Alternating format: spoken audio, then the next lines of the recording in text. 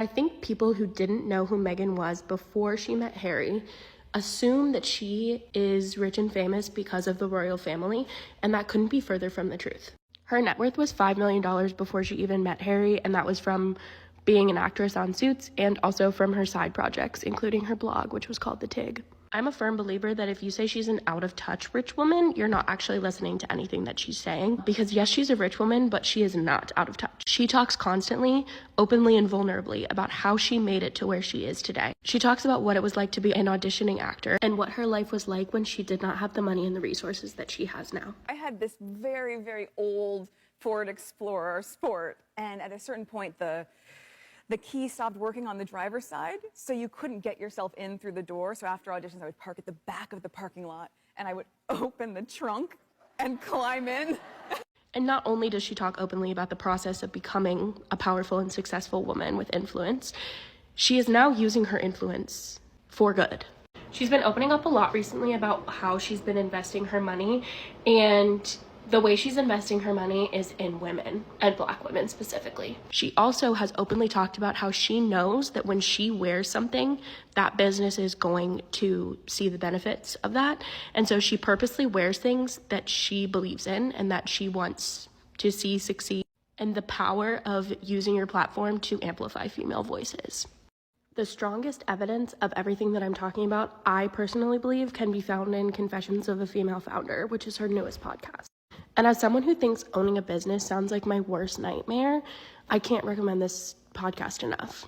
She's literally just like bringing on successful women to talk vulnerably about the struggles that they faced along the way and like things that they would do differently. But it's genuinely just advice for women and there's so much evidence of Meghan's commitment to giving back in this podcast. So yeah, I firmly believe that you can say that she's cringe, you can say that she's weird, but you cannot say that she's out of touch. I think one of the biggest misconceptions people have about Meghan Markle is this idea that everything she has now is thanks to her marriage. Like, folks genuinely think she just walked into this glamorous life and that's how she got her name out there. But the truth, it's way more layered than that. Before she even crossed paths with Prince Harry, Meghan had already built something for herself. Not just in terms of career, but financially too. She had earned millions from her acting work, and not just from one role. She had other things going, side hustles, creative projects. She was known for running a lifestyle blog called The Tig that had a dedicated following long before anyone ever saw her with a prince.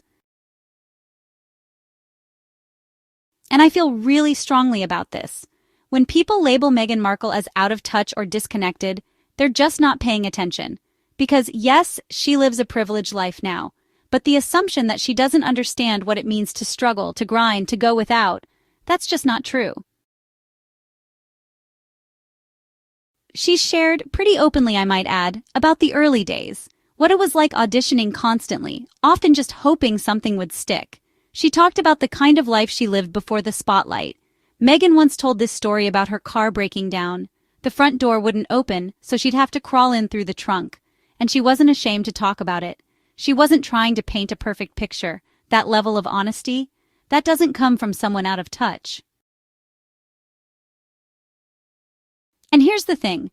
Meghan's not just talking about her rise. She's using her platform to lift others up, especially women, and more specifically, Black women. She's been transparent about where her investments go and why. She's using her influence to amplify businesses that align with her values. She understands that when she's seen wearing something or promoting a product, it can completely shift the trajectory for whoever's behind it, so she's intentional. She wants the right people to benefit. One of the clearest examples of that is her podcast, Archetypes. It's a space where she brings women together, leaders, founders, creatives, to talk honestly about the climb. It's not fluff. They talk about the stuff people usually gloss over.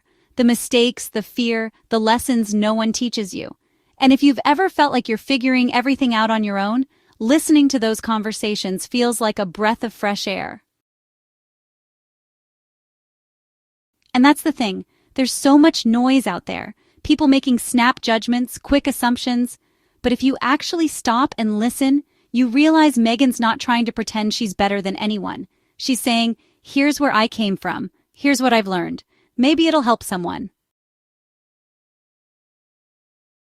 So when people say she's cringy or that she's performative, I get it. We all have our opinions. But the one thing I can't get behind is calling her disconnected, because everything she does, every move she makes shows that she's paying attention. And recently there was this TikTok that really caught my attention. It was posted by someone named Emily. She goes by Emily dinosor5 online. Her content is one of those rare finds where you actually feel like you're learning something, not just being entertained. In her video, Emily takes a stand against the constant criticism being thrown at Meghan, the kind that comes with zero context, zero effort to understand. She unpacks how so many of the comments about Meghan Markle stem from this refusal to look deeper. People latch onto this simplified image and decide that's all there is to know. But Emily, she doesn't let that slide. She points out that so much of the hate is just rooted in not knowing the full picture. And once you actually hear the full story, about where Meghan came from, how she worked, what she's chosen to focus on, it's kind of wild to pretend she's this shallow figure. Emily breaks it all down. She talks about the hard truths, the fact that people often ignore context, that they jump straight to judgment. And it's not just about Meghan, it's about how we treat women in the spotlight in general. She reminds us that fame doesn't erase struggle, that someone can have money now and still remember what it felt like to not have it, that being in the public eye doesn't mean you stop being human. Emily brings up a lot of examples of how the narrative around Meghan has been twisted, and she doesn't just call people out, she also tries to understand where the negativity comes from. She reads the comments, she reflects on them. She wants to know why people feel so strongly, and in doing that, she's actually humanizing the conversation. Instead of villainizing the trolls, she tries to see what's behind their words. Maybe it's jealousy, maybe it's projection, maybe it's the media constantly feeding people a certain storyline, but whatever it is, she's not just brushing it off, she's engaging with it. And that kind of approach, it's rare, especially online, where it's so easy to just shout over each other. Emily's not interested in that. She's interested in changing how we talk about public figures. She's saying, let's take a minute. Let's think about why we believe the things we believe. And honestly, we need more of that. More people who are willing to listen, to think critically, to lead with empathy, because it's so easy to forget that there are real people behind the headlines. When you strip away all the noise, you're left with someone who's trying, someone who's putting her money where her mouth is, someone who's actively choosing to use her voice for something bigger than herself.